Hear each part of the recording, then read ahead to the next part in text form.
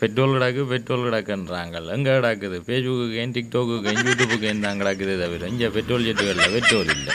உங்கள் எல்லாத்துலேயும் உள்ளத்தை காட்டி வச்சுருக்குறாங்க. இதங்கேண்டா இங்கே சுண்டாங்கம் மாஸ்டர்கிட்ட பெட்ரோல் செட் இருக்கല്ലോ அதுதான் இது. பாருங்கோ பெட்ரோல் கிடக்குதோ எல்லாம் காட்டி போட்டிருக்கிறாங்க. ஒரு ஜனமும் இல்லை. அதே மாதிரி இங்கே முன்னுக்கு அந்த பெட்ரோல் செட்லேயும் பெட்ரோல் இல்லை. போட்டுகள் எல்லாம் தூக்கி பின்னுக்கு வச்சுட்டு துணியால் தான் கட்டி வச்சுருக்காங்க. 3 இதுக்கும் கட்டி கிடக்குது, பெட்ரோல் இல்லை. அதே மாதிரி இந்தியாவில் பார்த்தா அடுத்த பெட்ரோல் செட்டு மதவடி பெட்ரோல் செட்டு அங்கே மண்ணெண்ணெய் பெட்ரோல் இல்லை போட்டுட்டு அவள் இருக்கிறாங்க.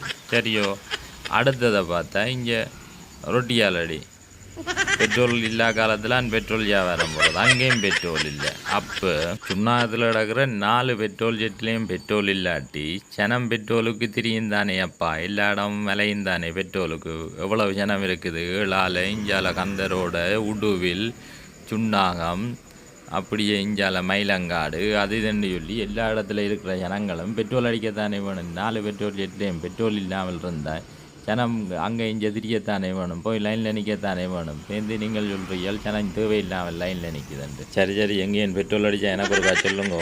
என் நிலையை பார்த்தீர்கள் தானே. சுண்ணாத்தில் இருக்கிறேன் நான். 4 பெட்ரோல் ஜெட்லேயும் பெட்ரோல் இல்லை.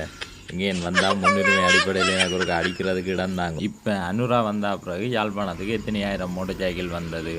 அவளாம் என்ன தண்ணியிலே ஓடுறது, அதுக்கும் பெட்ரோல்கள் வேணும் தானே. அப்போ அதுக்கேற்ற மாதிரி இன்னும் 2 பவுச்சர் பெட்ரோல் டேங்கி அனுப்பி இருக்கணும். பழைய டைண்டவிலையை வச்சு அந்த ஸ்டேஷனுக்கு இன்றைக்கு வரும், மற்ற ஸ்டேஷனுக்கு நாளைக்கு வரும் ஒன்று நின்றா பெட்ரோலுக்கு தட்டுப்பாடு வரும் தானே அப்பா. இது போன்ற செய்திகளை உடனுக்குடன் தெரிந்து கொள்ள மீடியா மதி யூடியூப் சேனலுடன் இணைந்திருங்கள். நன்றி, வணக்கம்.